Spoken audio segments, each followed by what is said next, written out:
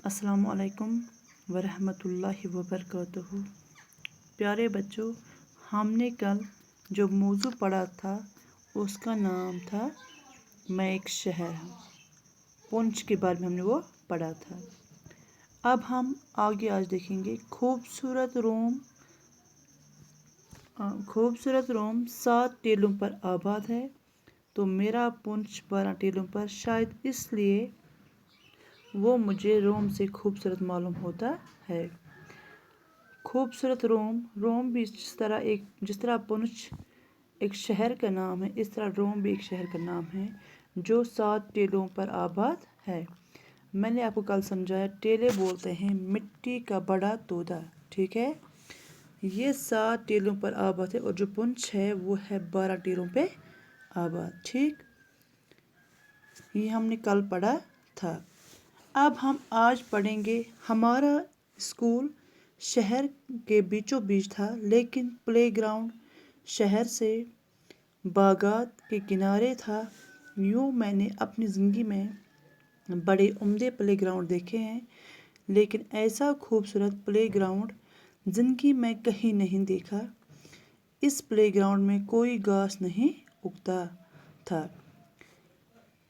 यहाँ पे कृष्ण चंद्र जी फरमाते हैं, मैंने उस शहर के बीचों बीच जो प्लेग्राउंड देखा था, खेल का मैदान जिसको बोलते हैं, देखा था कि ऐसा मैंने आज तक कहीं नहीं देखा है। खेल का मैदान जिसमें बहुत खूबसूरती के साथ साथ बिल्कुल कोई घास नहीं उगता था।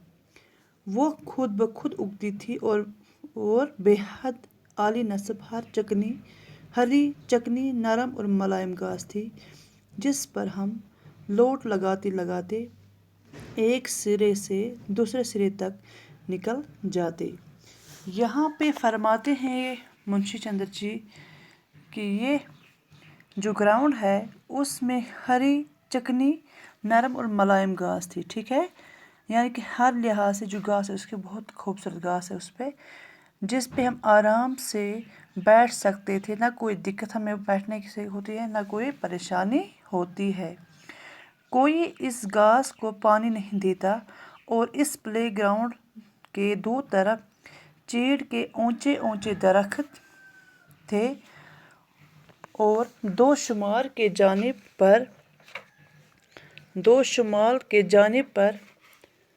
फैली चोटियाँ खेलती हुई बच्चों पर मुस्कुराती और हंसती हुई नज़र आती कि वहाँ पे जो प्लेग्राउंड है, प्लेग्राउंड के दोनों साइड चीड़ के दरख्त, जिस तरह हमारे यहाँ दरख्त होते हैं, जंगलात के दरख्त जैसे होते हैं, कायरू होते हैं, यहाँ पे दूसरी लकड़ियाँ यहाँ पे होती हैं, इस तरह वहाँ पे चीड़ भी एक किस्म का ये दरख्त है, वो दूसरे वहाँ पे पाए जाते हैं।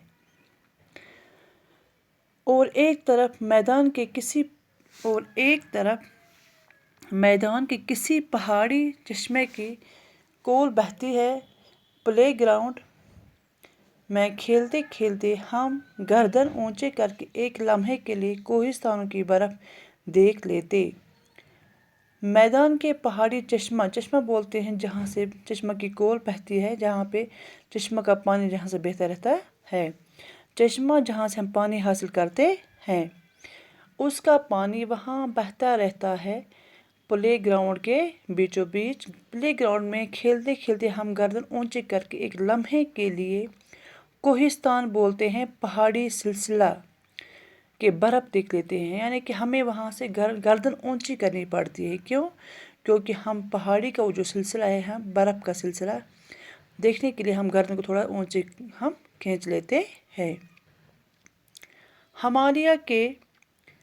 हिमालय की ऊंची चोटियों को देख लेते हैं। हिमालय जो है सबसे ऊंची पहाड़ी है वो, ठीक है। दुनिया में सबसे ऊंची पहाड़ी है हिमालय।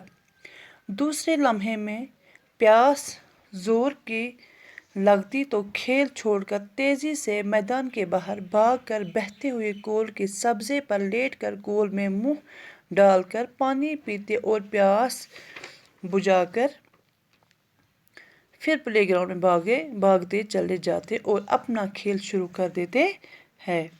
یعنی وہاں پہ جب ہم کھیلتے کھیلتے بہت تنگ پڑتے ہیں، تھکے جاتے ہیں، پیاس سے ہم بہت تڑپتے ہیں، ہم جلدی جلدی کیا کرتے ہیں، ہم جاتے ہیں پلے گراؤنڈ کے باہر، وہاں ہم پانی پی کے اپنی پیاس بجھا کے ہم پھر آتے ہیں اس پلے گراؤنڈ میں اپنا کھیل پھر سے شروع کرنے کے لیے۔